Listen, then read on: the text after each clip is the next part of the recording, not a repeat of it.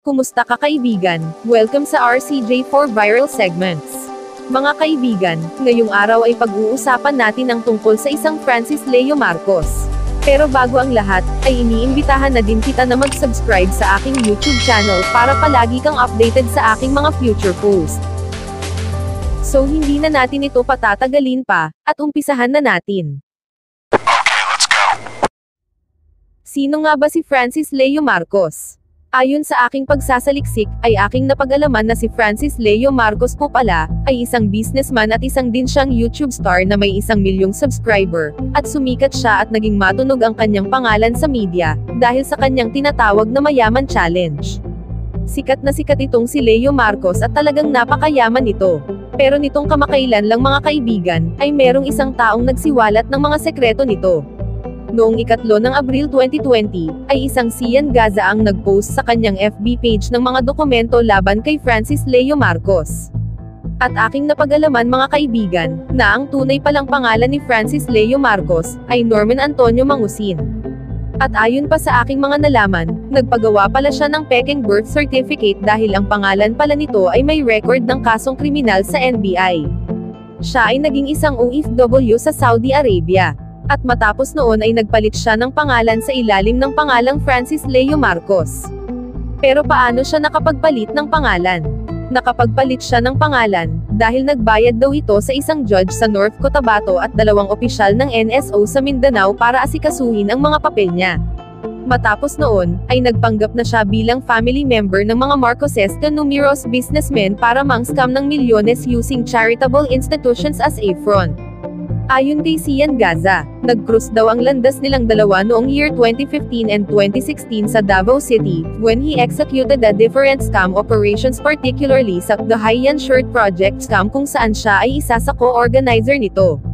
Way back in year 2008 and year 2009, nang nasampahan siya ng kasong estafa, at naisyuhan ng warrant of arrest noong year 2010. Ang mga kasong naisampa sa kanya, ay bahagyang umusad at nang tumagal ay nakalaya ito ng dahil sa pagpapiyansa.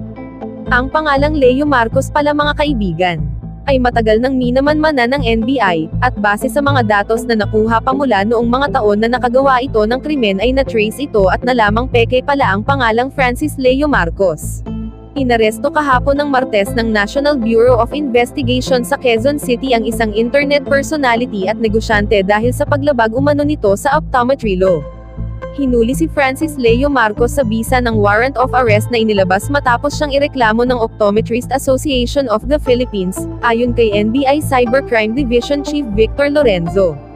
Inilabas noong 2018 ang warrant ng Baguio Regional Trial Court dahil umano sa mga optical mission o iyong pamimigay ng salamin ni Marcos.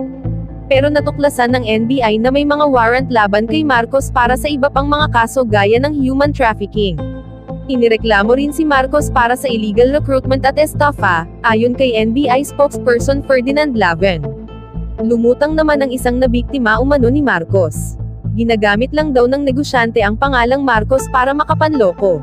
Ikinuwento ng biktima na pinalabas ng sospek na nag-donate siya ng pera sa kanyang kawang-gawa kahit hindi naman totoo. At ngayon, iniimbestigahan na ng NBI ang totoong pagkatao ni Marcos, bukod sa panloloko at paggamit ng iba-ibang pangalan. Tingin naman ni Marcos ay pinag-iinitan siya dahil sa kanyang Mayaman Challenge. Narito ang mga ilang komento ni Francis Leo Marcos tungkol sa pagkakaaresto sa kanya.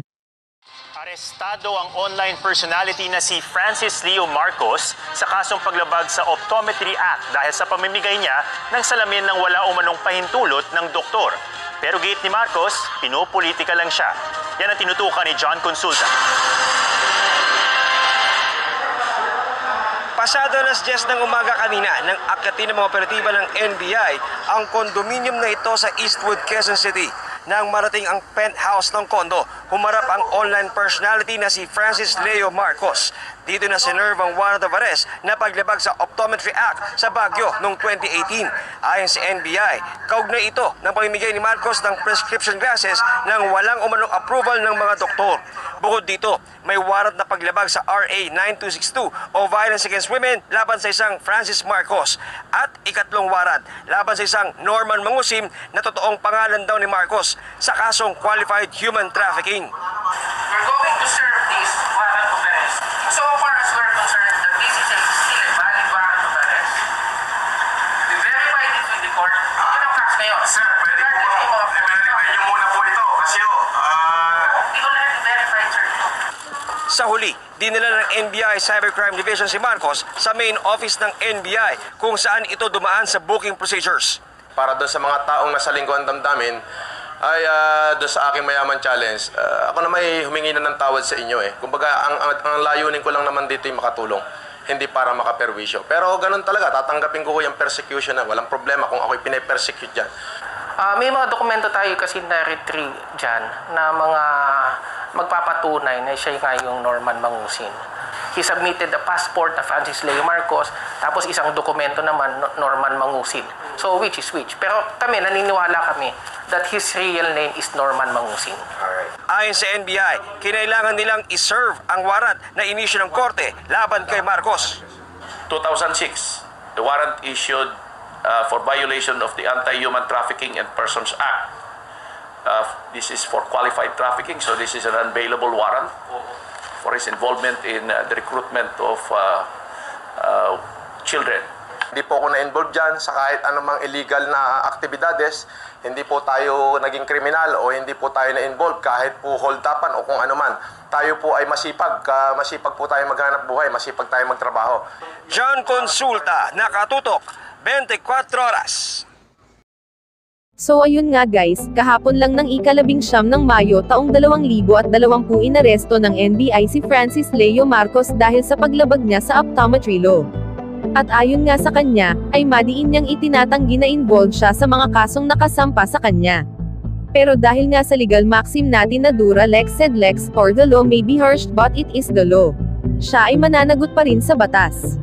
Kahit pag ginamit niya ang mga pera niya para tumulong sa mga tao, kung ang paraan ng pagtulong niya ay nanggaling pa rin sa masama, ay wala pa rin tayong magagawa.